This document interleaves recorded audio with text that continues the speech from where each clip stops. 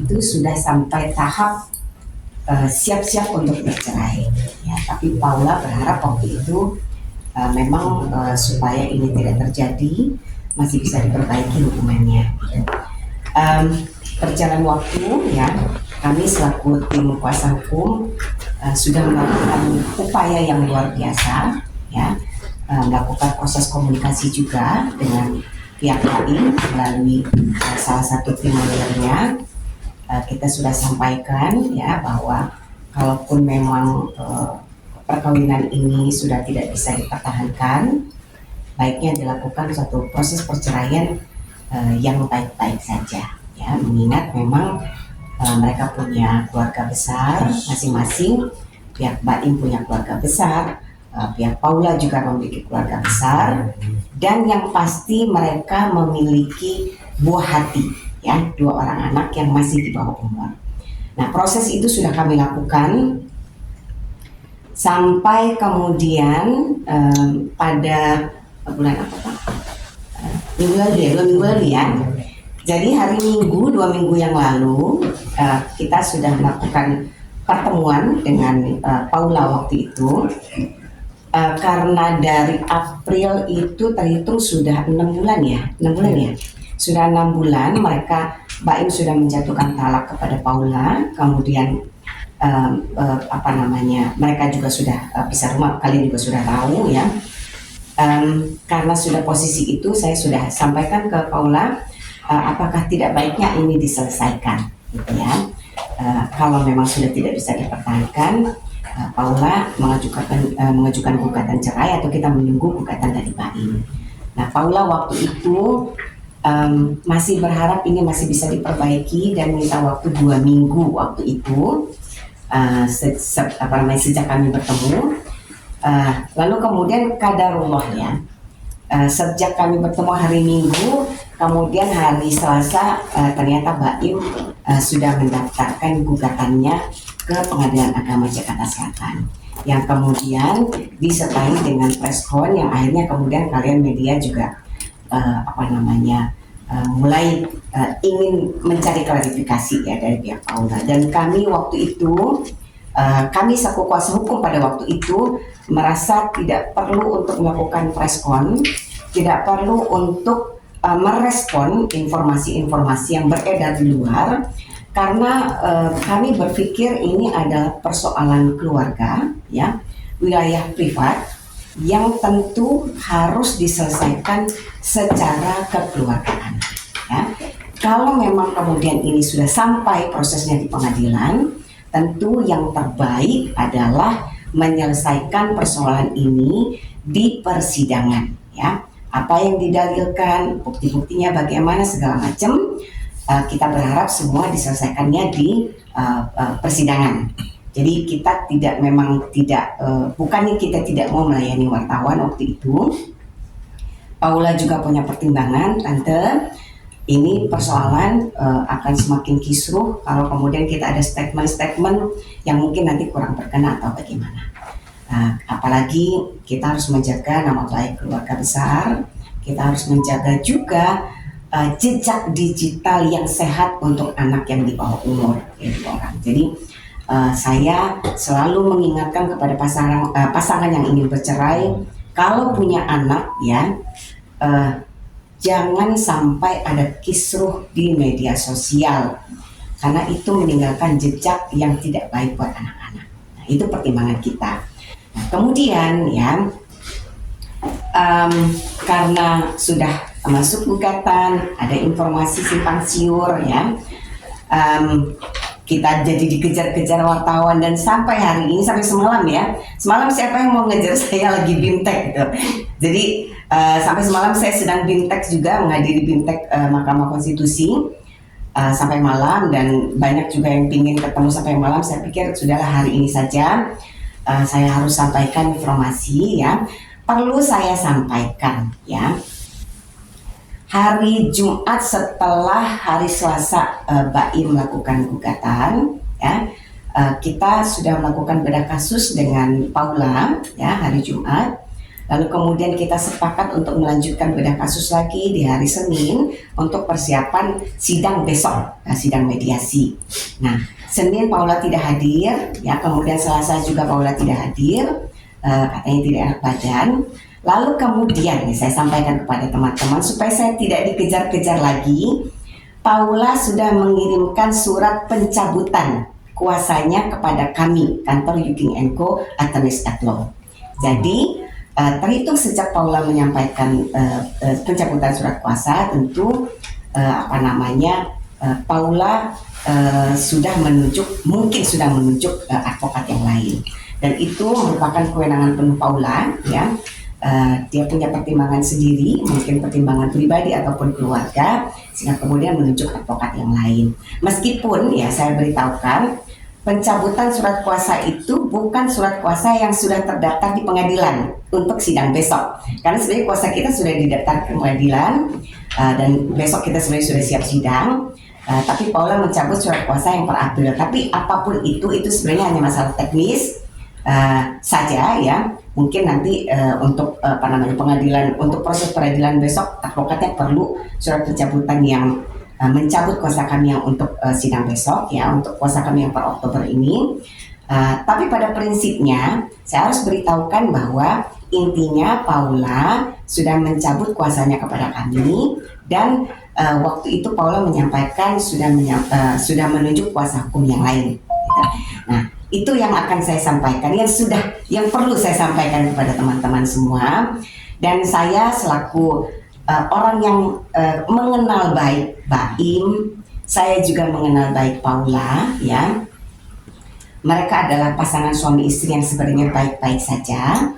Bahwa kemudian dalam perkawinan mereka ada persoalan, ada perbedaan cara pandang, segala macam, itu manusiawi. Dalam setiap perkawinan pasti selalu ada persoalan, dan kalau memang ini adalah keputusan terbaik mereka untuk bercerai, saya ya meminta semua teman-teman juga semua mendoakan semoga ya proses perceraian Paula dan Baim bisa selesai dengan baik-baik, ya, dan yang pasti dimudahkan oleh Allah Subhanahu wa Ta'ala semata-mata untuk kebaikan, baik itu untuk Paula, untuk Baim, untuk keluarga besar, dan yang pasti untuk anak-anak. Jadi kalaupun mereka harus bercerai, saya berharap mereka bisa cepat selesai cerai dengan baik-baik, ya kan, tanpa ada kisruh sana sini, tidak perlu saling menjatuhkan satu sama lain, karena mereka punya anak, itu aja. Jadi dari awal sebenarnya waktu Paula datang ke sini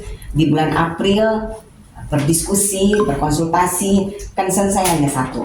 Kalau memang sudah tidak bisa dipertahankan, cerai. Tapi lakukan dengan baik demi anak-anak. Gitu. Jadi itu teman-teman, ya. Mohon maaf sekali kalau selama ini saya tidak punya waktu atau belum punya waktu untuk menemui teman-teman. Tapi ini saya harus sampaikan supaya teman-teman juga terkonfirmasi. Besok akan mengambil informasi, akan melakukan konfirmasi dengan pihak yang memang sudah berwenang untuk menyampaikan informasi terkait dengan persidangan, karena kuasa hukumnya Paula sudah bukan kami lagi. Saya kira itu. Terima kasih teman-teman. Kalau ada yang mau ditanya boleh, saya masih punya waktu. Pak Agus, ada yang mau disampaikan? Cukup ya. Jadi kita terakhir hari Jumat ya, meeting dengan Paula ya, dari sini. Saya kira itu. Ibu, mungkin apa Ibu yang menjadi bahan diskusi saat Paula pertama kali konsul dengan Ibu? Ada persoalan apa sih yang sehingga finalnya itu harus berpisah gitu loh? Ya, kalau persoalan apa tentu saya tidak punya kewenangan untuk menyampaikan itu, karena ini masalahnya sangat private ya. Ini saya sebenarnya kenapa saya tuh tidak mau banyak bicara dengan media kalau ini terkait dengan perceraian, karena yang namanya perceraian itu adalah masalah privat setiap pasangan suami istri, ya. Saya tidak dalam kapasitas untuk menyampaikan itu, tapi yang pasti ada persoalan. Kalau tidak ada persoalan tidak mungkin bercerai, gitu. Entah itu dari pihak istri, entah itu pihak suami, entah itu dari dua-duanya, pasti selalu ada persoalan, gitu. Saya Kira itu ya. Mungkin Jadi terkait simpang siur yang soal selingkuh dari Paula sendiri seperti apa mungkin? Tapi Paula sendiri sempat Cerita nggak, Bu? mengungkapkan dari isu Membantah. tersebut nggak sih, Bu? Atau Membantah yang kemarin membantah sempat juga? beredar itu, Bu. ya, kalau soal itu sebenarnya materi persidangan. Jadi salah satu alasan perceraian itu kan itu ya, Bayu sudah sampaikan, lawyernya juga sudah sampaikan. Jadi saya tidak punya kapasitas untuk menjelaskan mengenai tuduhan perselingkuhan itu ya. Tapi dari sisi hukum, saya ingin sampaikan bahwa tidak mudah menuduh seseorang untuk berselingkuh ya. Berselingkuh itu juga harus dijelaskan berselingkuh yang sebagaimana. Kalau dalam hukum ya, dalam hukum tidak ada istilah perselingkuhan. Dalam hukum itu tidak ada istilah perselingkuhan. Jadi yang dimaksud oleh pihak BAIM itu yang bagaimana, tentu bukan kapasitas saya untuk menjelaskan. Itu adalah kapasitasnya BAIM dan tim lawyernya. Dan saya juga tidak punya kapasitas untuk menceritakan sejauh mana pembicaraan kita selama ini sejak April. Ibu, soal anak sendiri mungkin seperti apa pembagian waktunya mungkin antara Kak Baim dengan Kak Paula? Ya, kalau soal anak sebenarnya dari awal ya, ini bukan hanya untuk Baim dan Paula ya, tapi untuk semua pasangan suami istri yang ada di Indonesia ya. Kalau ingin bercerai, ada anak masih di bawah umur, saya sarankan untuk tidak huru-hara memperebutkan hak asuh anak.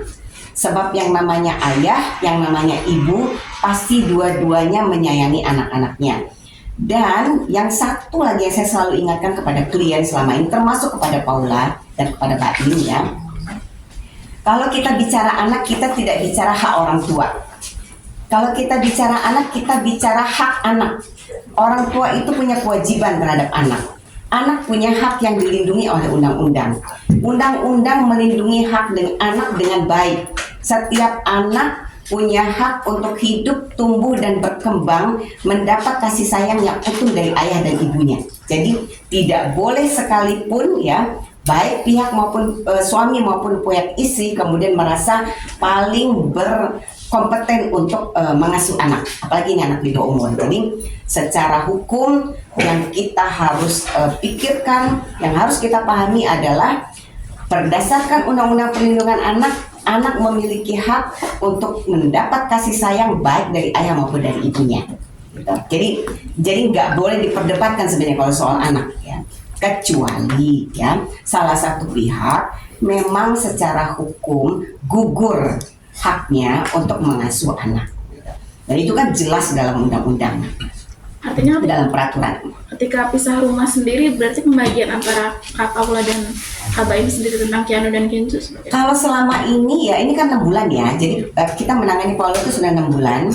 Selama ini yang saya lihat mereka baik-baik saja, ada pembagian waktu yang cukup baik. Misalnya ya, Paula umroh ya anak-anak sama Baim ya, kemudian Baim pergi ke Paris, anak-anak sama Paula.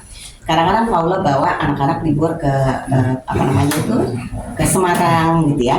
Kadang-kadang Paula bawa anak-anak ke Bali, misalnya ke Lombok ya waktu itu. Jadi sejauh ini saya tidak melihat mereka bermasalah ya dengan anak-anak. Bahwa kemudian misalkan ada miskom salah satu di antara mereka, ini normal lah.